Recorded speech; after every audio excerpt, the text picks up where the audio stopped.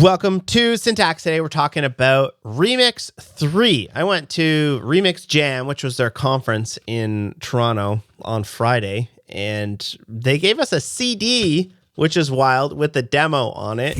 And it was a fantastic conference, and basically what they did is they showed us what Remix 3 is going to be. So it's no more React. It's this brand new thing that they've thought up. It's full stack. We're going to try to explain all of the little bits of it today here. We're not going to go super in depth. Like Ryan and Michael had, I don't know, probably like 4 hours on stage, and they still didn't get to the entire framework. So I'm not going to get into every little bit of it, but I do hope to sort of explain to you the angle and the ideas behind it. And then we're going to have Ryan and Michael on in a coming episode to talk a little bit more about like, why do they do things, and what's the component model look like, and why XYZ, you know, all the nitty gritty. So just as like a background, Remix was a full stack React framework, and a lot of those features, or almost all of those features, have moved back into React Router, and Remix, as you know, it is essentially gone, and it's been reincarnated as a new full stack framework that has nothing to do with React, other than a lot of the ideas that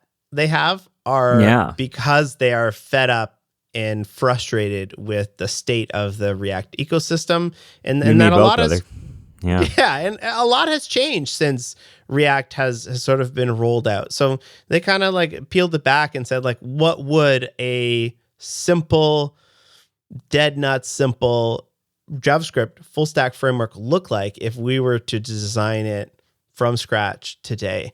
And I'm pretty excited about it. So should we get into explaining how it all works? Let's do it, because I'm curious. I'll tell you what, there's so much happening.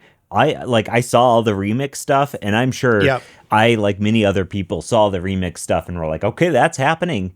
And just like, I was unable to keep up with it. I have seen the syntax back and forth between Ryan and the React team on Twitter. I have seen some of that conversation. The syntax to me, like first glance, feels a little over, but like, yeah, I'm interested to learn why and like what it is and how it works and the reasoning behind it all, because I am totally out to lunch on this. That's what I'll encourage anybody listening. Probably people have written mean comments already in the replies. I didn't say anything. But anything. Like, it's very hard. Like, I can't imagine them trying to explain everything and the reasoning behind it in 4 hours, and then you just have one screenshot of some code on the page, and you get like a quick snap judgment. It looks like React with extra steps, you know? That's what I thought, but I didn't say it. I'll say that because I'm smart. So first of all, Remix 3 uses the platform, meaning that all of the features of Remix are things that are built into the web platform. Namely, events is probably the biggest one that we have here.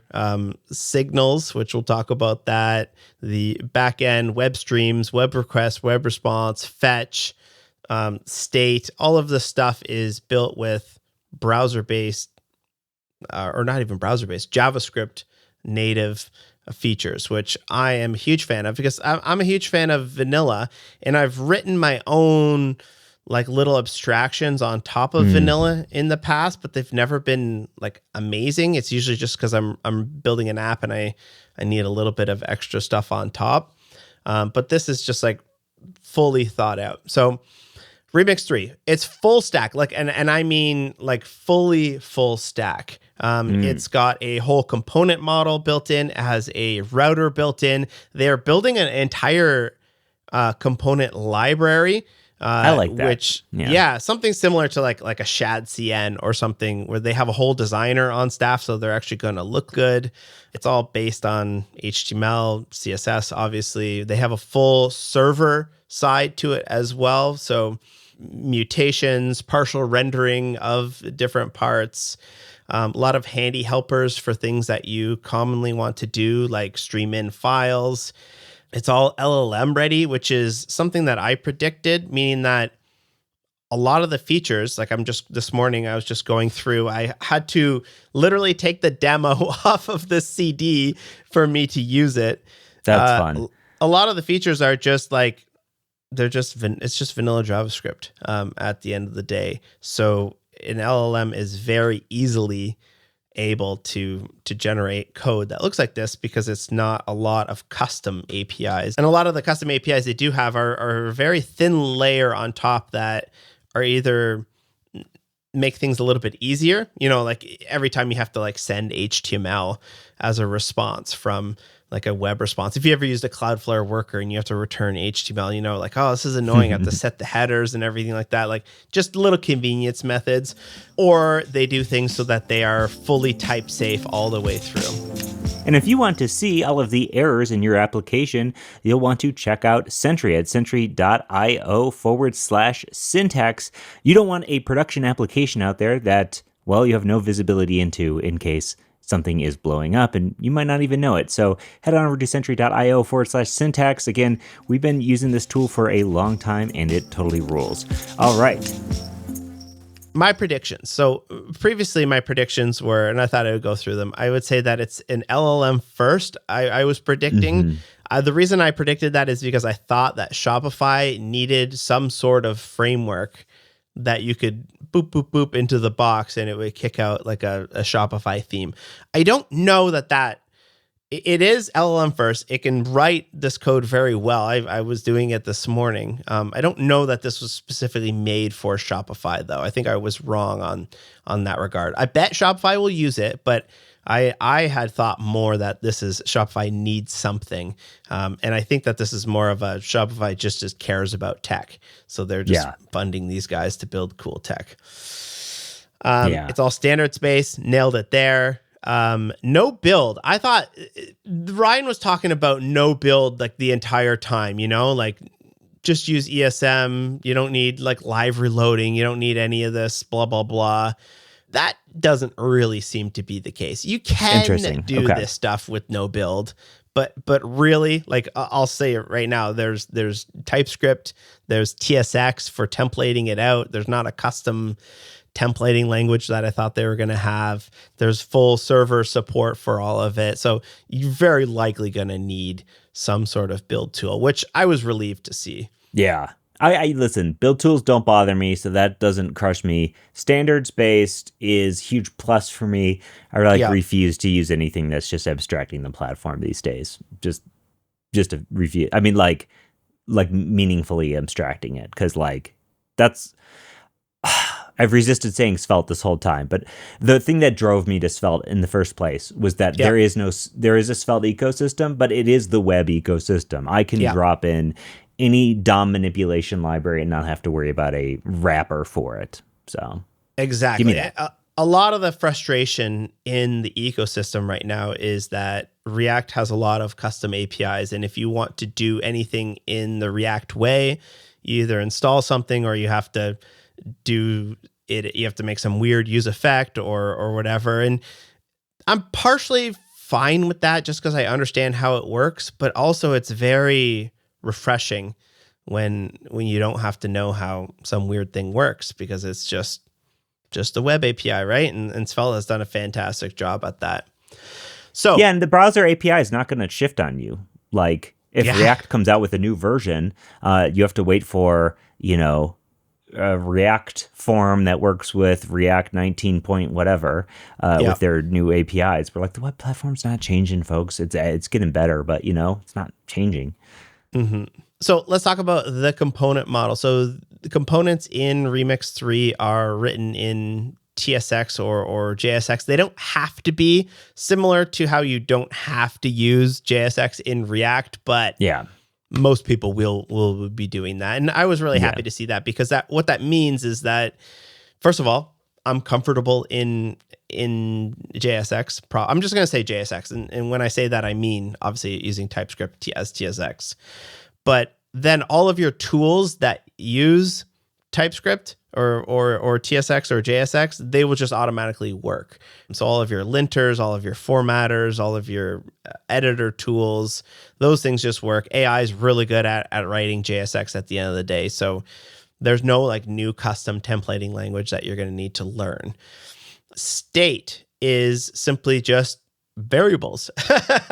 Get this. If you want to store some data in a component, you simply just create some variables, and then those variables are then scoped to the component itself. And then probably the biggest they update reactively? Kerfuffle. That's it. There's not reactive. That was the biggest kerfuffle. So if you have a variable and you throw it into your JSX somewhere, that will not reactively update. You have to explicitly call this.render when you want your component to re-render. And the sort of the thinking behind that is that React gets into these weird loops of things, or you end up re-rendering too often, or you have something way up higher in a context tree, and then you want to access that lower via context, and you have to re-render the whole tree all the way down. So this gets around that by nothing is reactive. You simply just, when you want to explicitly render, you call this.render. I want to get your thoughts on that before we dive into a little bit more of that. What are your thoughts immediately?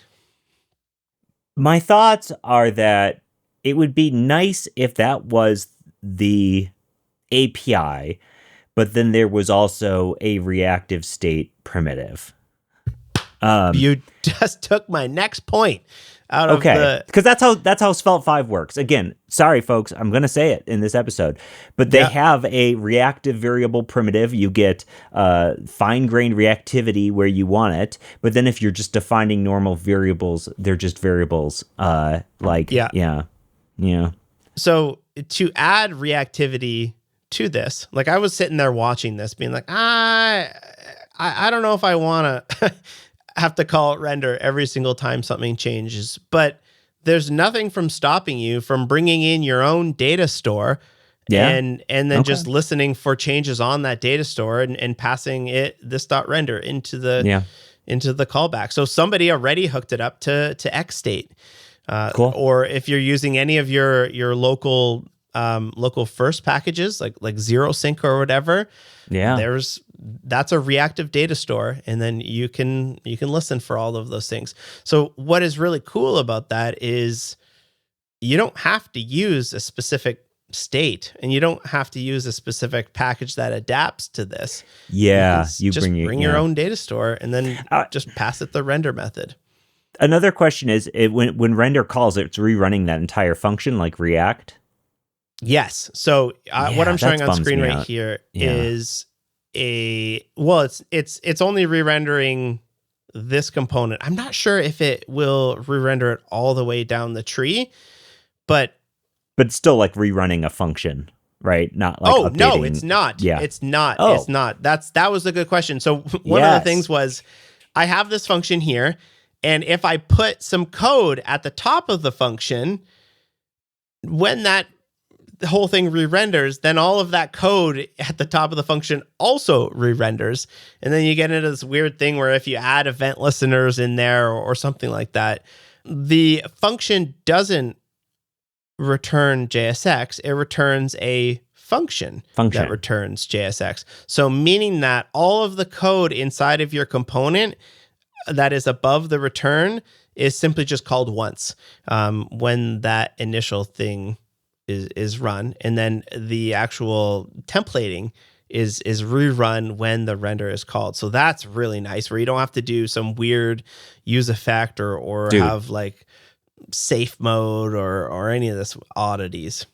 My most controversial web dev opinion, and I don't even know if this is controversial, is that like React developers or developers really buying into the entire function needs to rerun on every re-render is such a tremendous waste of time in terms of like how many foot guns or workarounds or things you have to consider just because the function reruns every time. You have to then consider all of the things that happened when that rerun. Like if a variable changes, just update the stuff that affects that variable. Exactly. You can have side effects that watch for that variable to change, but like, why you got to rerun the whole thing? I never understood why people were like, this is the way. You have to rerun the whole function. Like, that makes no sense to me. Yeah. And it's funny because, like, this is not a weird API either. It's like the only difference is it's just you return a function instead of returning JSX. That's dope.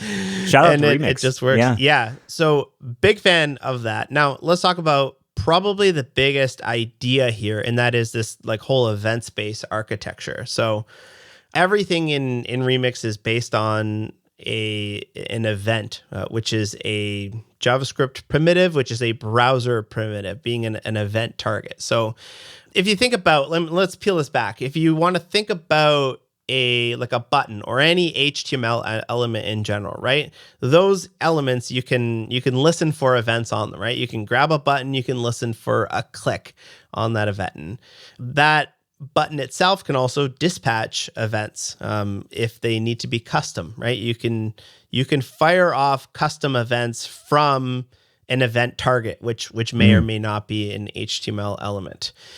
And if you have not done that before, I encourage you to look into dispatching custom events because it's really nice. What you can do is you can make some sort of like data store. And when the data in that data store changes or when anything happens to your application, you can simply just fire off events, and those events will bubble up to all of the parent elements. So in the past, I've made a hockey game, and whenever anybody scores, or whenever the score changes, or whenever the players change, you can just fire off events saying like the score has been updated, the players have been changed, and then other parts of your applications that necessarily care about those events happening, you can simply listen for them. And if you don't want them to bubble up even further, you can stop propagation. You can use the prevent default API. So events in JavaScript, and I know a lot of you know this, but events in JavaScript are not just the baked in ones. You can make your own custom events. Imagine that, and those events can also contain payloads of information about what happened, like event.current element or whatever element you click, that's baked into JavaScript. But you can also just fire off a whole bunch of custom data with your event, and anybody who wants to listen to that can. Yeah. I love that. Custom events, man. Yes. I've been building a handful of utilities myself and custom components and stuff I use on every project. I don't know about you, but you collect these things that you just end up rewriting on every project. I'm like trying to formalize those into a package for myself. And I did it first with my own like personal little CSS framework, and now I'm doing it with a like standard space Svelte components. But custom events, totally underrated, man. I've been using a lot of custom events, and I love that stuff. So that's so far all the event stuff I've been talking about. That's just JavaScript, right? So the Remix stuff is based on that. It's built on top of custom events. So what happens is, like, for example, I'm showing a fetch episode method that I've created. This is a class called podcast player, and it extends event target, right? This has nothing to do with Remix. This is simply a class that extends event target, and I've added a whole bunch of custom methods onto that. One of them being fetch episodes. And what that does is it hits the syntax API, it JSON, and then when that data comes back, we are simply adding that episode to state by saying this.episodes equals spread it. I don't even need to spread it. I don't even know why I'm spreading it. That's a reactism. You can just push it. I can just push it. That's how far I've got my brain rotted by React State, because I immediately went to spread it rather than just using my mutation push. Mutating state is not a terrible thing, folks. No. It's easy. You don't gotta create new state every time. Yeah. So that state of this.episodes has been mutated, but because it is not reactive, then I have to go ahead and dispatch an event, which is a custom event that I've created called create list updated. And that is a new Remix API called create event type, which again, it's just a thin layer on top of dispatch event that allows us to have fully typed things. So that way, when you're firing off events or listening for them, you know exactly what type of data you're getting. Because if you've ever used TypeScript and add event listener, there's all this BS around is type of, you have to check if it's a specific type, and it's kind of a pain.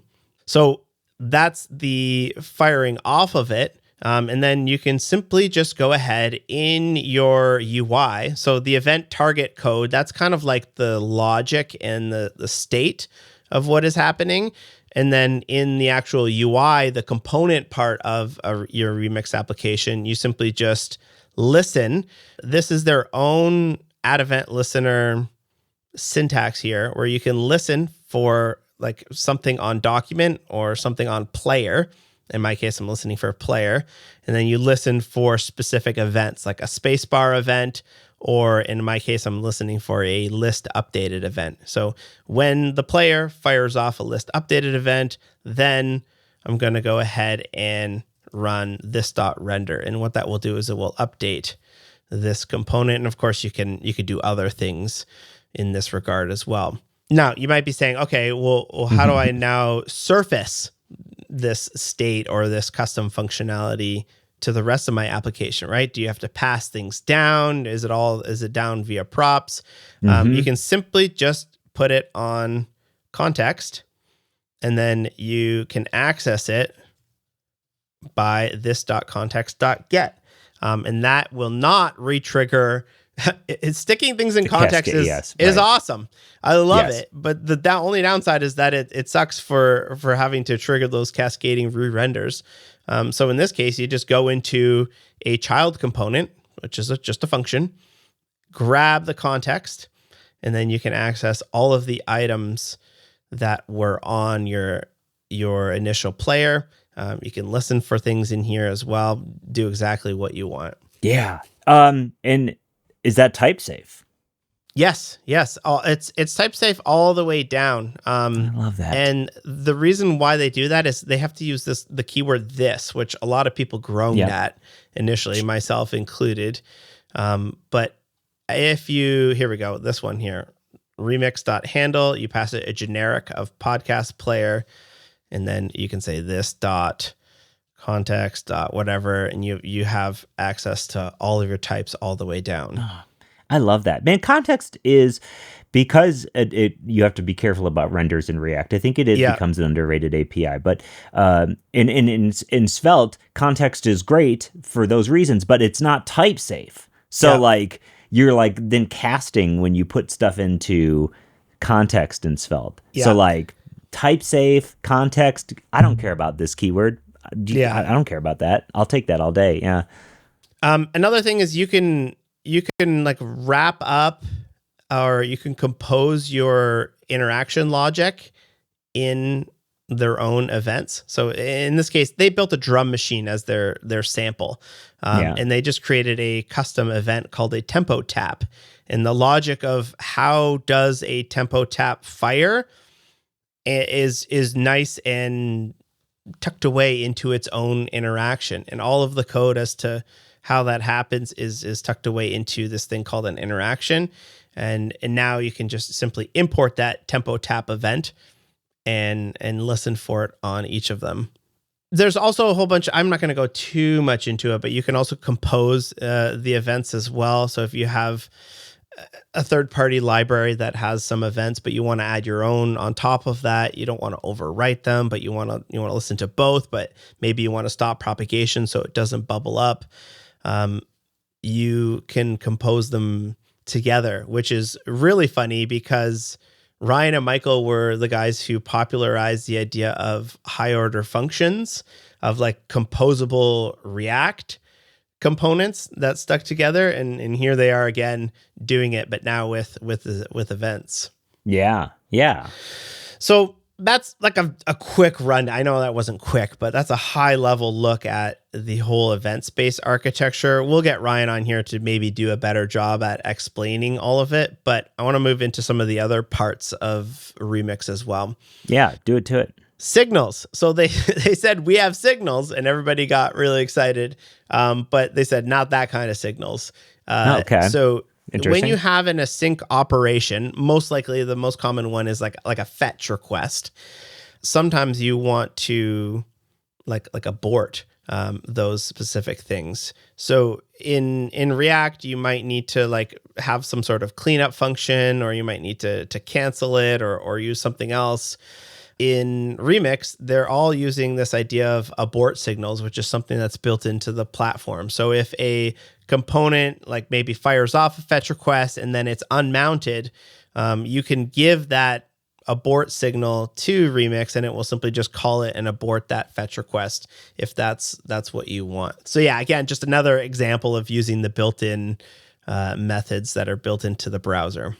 Benefits of standard. I wanted to press on this a little bit is that you can bring your own whatever you want. And they're not the first one to do this, but like there isn't necessarily a Remix way of doing most of this stuff. So you can bring a library in from, it could be a web component. They showed many examples with web components. You can bring a library for whatever you want, and it's just going to work. There's no weird oddities where, I got to stick this inside of a use effect and I got to memoize it. And I gotta have a ref for this thing. You know, like if you want to remember something, maybe you have to stick it in a ref so that when that function reruns, you're not overwriting it. No, it's just variables. It's variables and properties and events all the way down, which means bringing your own whatever. You want to bring your own reactive data store to this. You want to bring X state. You want to code up your own thing.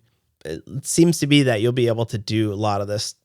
Bring your own whatever you want. That's all I want. That's all I want out of any framework these days. So that's it. You know, we got all these tools. Don't bring your own. Yeah. Yeah. Don't make me learn a new concept that is like specific knowledge, right? You know? Yeah. Talking real quick about CSS, the CSS can be done any way you want. However, they do provide a built-in CSS prop that you can also do nested CSS inside of. So if you do want to bring your own CSS or you want to put your own CSS in via a prop like this, because you're some sort of weirdo, I quite honestly think that this is not a good way.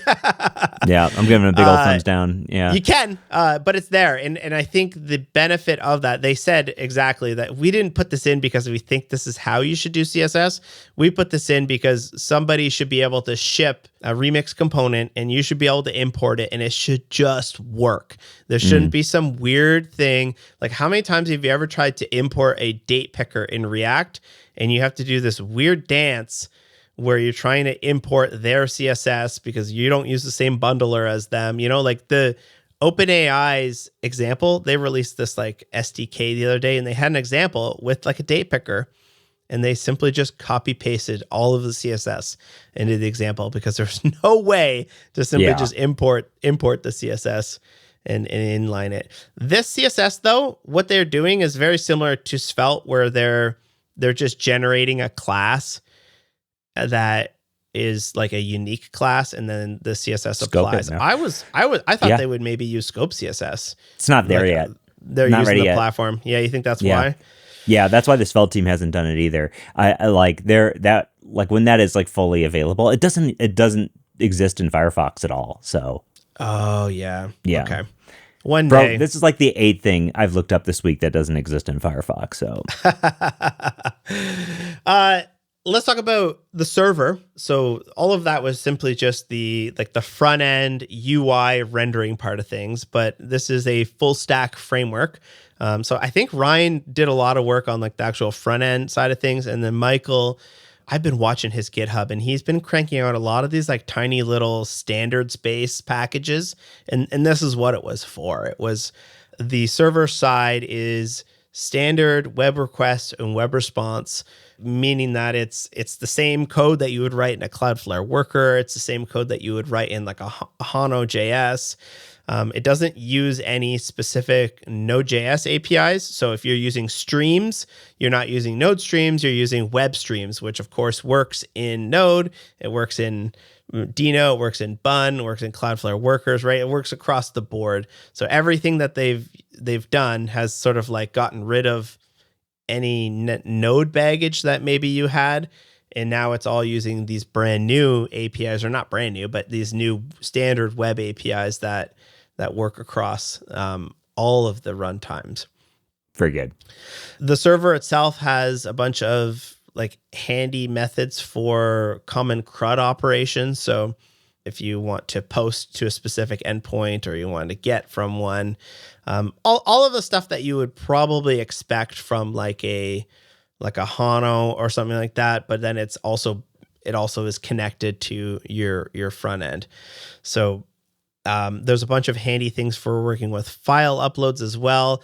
Like it seems like it's a step further than most stuff is going to be. You know, we've always talked about like where's the Rails or where's the Laravel of JavaScript, whereas like the difference there being a lot of these JavaScript frameworks today will say, okay, here's your request. Good luck. And what a Laravel or what a Rails would do is they would provide a whole bunch of helpers around this type of thing. So this doesn't have anything to do with databases in terms of like a difference between like a Laravel or a Rails, but it does provide a lot of like nice helpers for common things that you're going to do, like simply just uploading files. If you have a file object in the browser and you send that file object from the browser to the server, on the server, it's a file object, and it's the exact same thing that you would be expect to have, and whatever you have to do to make it like multi-part and all of that fussing is taken care of for you. So I'm pretty excited about all of those little cut edges being taken care of. One thing, frames. So they were teasing this idea of like iframes being the way to share code. And I wasn't sure if they were joking or not. And it turns out they were kind of half joking. So in most of these frameworks, like in React and React server components, you have an asynchronous component that may take some amount of time. It's server rendered asynchronous component that maybe it needs to fetch some data and then render out and kick it out, right? There's all this like, and Svelte has this now as well with their async components where you're not sure, should I wait for this component or should I show like a rendering screen? So it seems to be the same idea is now in Remix with this idea called frames. A frame receives a URL, which is kind of nifty, meaning that every single like a component in your application has a URL, and all of the data for that URL can be sent to all of the request details can be sent over a URL. And then a frame can be client rendered, can be server rendered. It can have a fallback. So if it's taking a little while, you can show a loader screen or you can decide not to. So that's kind of their take on doing this like asynchronous components that shouldn't necessarily hold up the rest of the website. I love the name. Yes, it's a great name. I still have to like a lot of this code was like very early, very rough. And a lot of this, there's just not examples online just yet. So that's as well as I understand it right now. Yeah. Tooling. So I already mentioned it's JSX. It's ESM all the way down. So like they didn't mention anything about tooling in the talk. So I asked him after him, so like what were you using there? Obviously you had some bundler running to run this code. And Michael said it's just ESM all the way down.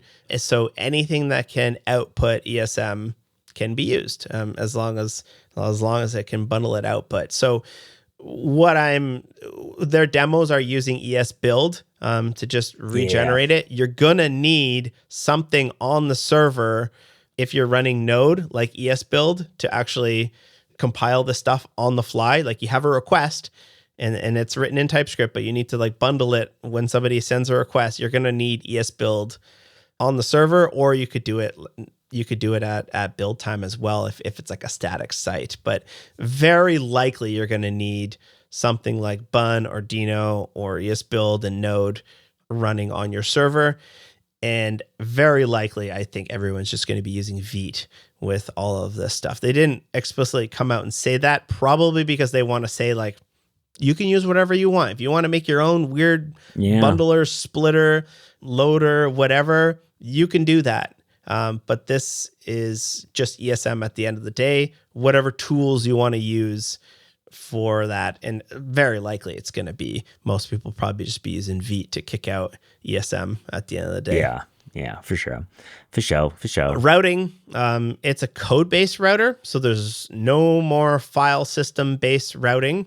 They had some interesting talks from Shopify before in the morning, and Shopify was saying, like, we have thousands of routes and we don't even know what our routes are. And I think that was to sort of tee up this whole, like, this is a config-based routing. All of these routes are named, meaning that you give each one a name, and each one could have like a get and a post and whatever. So it's all of this stuff is very explicit. Whereas, like, you probably saw some of the screenshots and were like, ugh, I don't like that. And there's no magic in any of this. Yeah. Which I like a little bit of magic, but also I like a little bit of explicitness. I find it very easy to debug. Just being a couple hours in, it's easy to debug and to understand how everything works. Yeah, I'm caught between the world of loving a ton of magic and loving no magic. The constant push and pull. Yes, for sure. So questions or concerns? My only concern is, like, will I like the manual re-rendering? And will I like the, like, data being stored on an object? Or will I like something more, which my favorite right now is like what Svelte has, where you just create a data store, import that thing when you want it, export it where you don't want, you make computed. That's a very good approach to data. And will I like this more? It's yet to be seen. I'm not quite sure. Will the manually re-rendering get annoying? Will people simply just put this.render everywhere? Right. Because they don't know. They're tired of you. I had a couple examples and I clicked it and nothing happened. And I saw the data log in and I was like, I'm missing a this.render somewhere, and, like, is it better to do something like Svelte, where Svelte will just figure out which parts to update for you, where it's actually reactive? Yet to be seen. Yeah. Will the community come up with a convention that ends up becoming the way? Like, remember with Dino, they were like, no package.json. And then what we had? We ended up having like a deps.ts or whatever it was that basically functioned as a package.json, right? Like, where the community is just like, okay, well, we need one place to put this stuff. I do love the idea of non-file system based routing. I got to be honest. I think there's a lot of truth to, I don't know what all my routes are when you're looking at a massive folder structure, right? Yeah. And when you have a routes file and you see it all there, I really liked that in React Router in the past. I did really like that, where it felt very like I had a total handle on everything. Because, you get nested directories, you can really lose track of that stuff, I think. I mean, it also made like nested layouts really easy, not in Next.js, obviously, but made nested layouts in any sane system. And I really like that approach. So the one thing I forgot to say is the routing is based on the new URL pattern API, which, again, this is a brand new, the JavaScript now has a way to specify routes and like pattern match. Built in. It's called the URL pattern API. And if you want to, like back in the Express days, when you wanted to like be like, oh, well, the .pdf on the end is optional, or it could be .pdf or .csv, and the ID is always going to be there, and then maybe the /edit will be optional. Like these very complex route URLs. I find myself, when I hit those complex route URLs, I'm simply just adding multiple blank files in my directory structure, where I simply just import the component and then export it right away.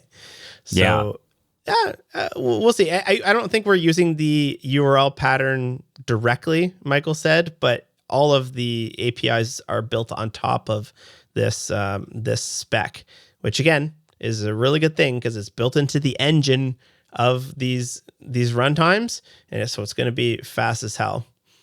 Hell yeah. You know what, folks? We're in a new world of JavaScript frameworks. I can just imagine there's going to be comments about LOL, another JavaScript framework, yada, yada, yada. Anytime we talk about anything new. But man, let's face it. like it's like these things, the browser APIs have gotten better. We've learned a ton of lessons. These things change all the time between this and Ripple and modern versions of other frameworks. We are eating in terms of like excellent framework options, solid JS, like there's a lot of great stuff. So like I often get frustrated when people are like, React is it. That's the only way to do things. It's like there are different approaches that have different strengths, and you might like, who knows, try it. You might be that bird who ate a cracker and liked it meme. I think like one more thing is that like this stuff seems very easy. And I think that's their target audience, is like a lot of people who think that React is just too hard. But they also don't want to have to relearn a new, I'm saying they don't want to have to relearn a new framework, but I guess you are kind of learning a new framework. Yeah, if you got to call render, that's a new framework to me. Yeah. That's a different type of concept. It's a tricky thing, but like maybe this will be the other like side of the coin, is that like LLMs crank out React all day long, and in some regards, React has won because of that. So, are they building something here that can both make us dummy developers happy, but also have the LLMs be able to understand and crank it out? To be seen, but I hope so. Yeah, we'll see. Cool. Well, that's really exciting, and I'm happy to hear that it is so standards focused. I had full faith that those guys would really put out something worth talking about, given their track record. So, do you want to get into sick picks, Wes? All right, sick pick. I'm going to sick pick my dishwasher. Our dishwasher died after 21 years or 23 years old or something like that.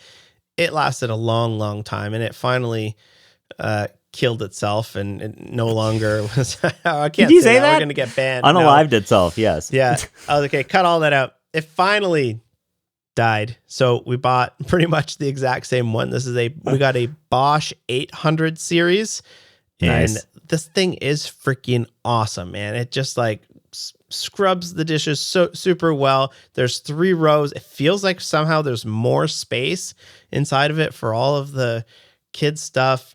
There's an app, which is a bit odd, but it's kind of nice because you can ask Google how long is left on the dishwasher cycle. Oh, that's pretty sick. Yeah. It's got the quick 60, which our old one didn't have. We love that feature where it's like, I just need to run like a quick load, and I want to wait around for 2.5 hours. So I got to be honest, Wes, that quick load feature is like really super handy. Like there are so many times when your dishwasher does not need a full cycle, like straight up. Yeah. No, very rarely. Especially if you're like rinsing most of the crap off your plates as well. Right. 60 is plenty. So we were very happy with this thing. I installed it the other day, and it's better than the one that we had, the Bosch that lasted before. So if you need a new dishwasher, spring for a Bosch. It's like probably like 1.5 times the cost of like an LG or whatever. But like, let me tell you, we have a Samsung, a brand new Samsung at our cottage. And I've had that thing pulled out probably 5 times. I've replaced parts on it all the time. It's so frustrating. Ruined our cabinets at one point. It's just not worth getting saving $400 on a dishwasher and buying a very crappy one. It's not worth it. Yeah. Shout out to Bosch. Bosch.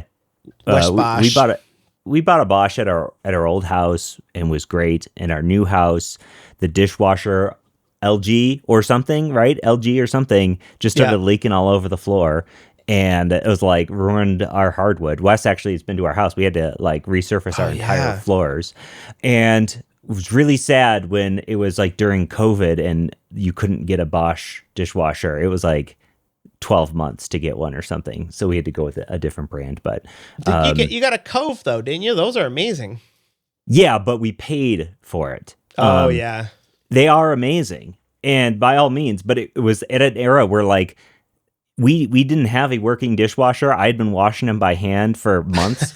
And we had, the two little kids, and I was just like, you know what? we'll just shell out for the fancy dishwasher. It's the only one we can get right now. And I had my buddy do the same thing because he was just like, guys, I cannot find a dishwasher. What did you end up doing? It's like, we wanted this fancy brand. But it's also a very nice dishwasher. No complaints there, but Beauty. Bosch is where it's at. I'm going to pick a Mocha device. I recently switched my Wi-Fi routers, and I now have the ability to have like a wired backhaul in my network. But I don't have Ethernet throughout my house, and I got this Sunbeam Mocha, which they go up to 2.5 gigabit. So I have 1 gigabit network. These go 2.5 gigabits and over coax. And I just, since I like a 1990s house, you best believe there's coax in every single room of this house. They're like, you're going to need TV in every room. So we have for our mesh network, I now have a fully wired backhaul via coax. And I was in the basement, which is like the furthest away, worst router. And we have so many things like on that router that just like the internet's always chugging. And now I got 900 up and down from that router just because of the coax backhaul, no problem. So it works that well. Hey, I always thought like Ethernet over power or Ethernet over coax. I'm like, yeah, I bet it's a pain and doesn't work as well, but you're getting full speeds. 2.5. Yeah, you know what? I did not trust. The speeds were so good, I did not trust the speed test on the router. I was like, is this running like the full mesh speed test, or is this running from this specific endpoint? And it was that endpoint. So like, they didn't call it an endpoint, whatever they call it, whatever that router was. So yeah, man, Mocha, sick. The stuff works. And it's, what was it, like 100 and, I'm looking at it right now. The one I got is $130 for $119 for a 2-pack. Oh, that's cheaper than a box of Ethernet, Court. You would have spent more running wires. Yeah. Holy smokes, that's great. I never thought that would work that well. Our house was wired with Cat 5E. Yes, our house is 20 years old, and it's Cat 5, which you can get 10 gigabits on short runs, and all of the runs in our house are short enough that they fall into that. So I was so happy because I didn't want to have to refish. Oh, that's great. Cool. Yeah, imagine doing it underground. No thanks. All right, if you've got questions about Remix, put them in the boop down there, and when we have Ryan and Michael on, we will be sure to ask them. Peace.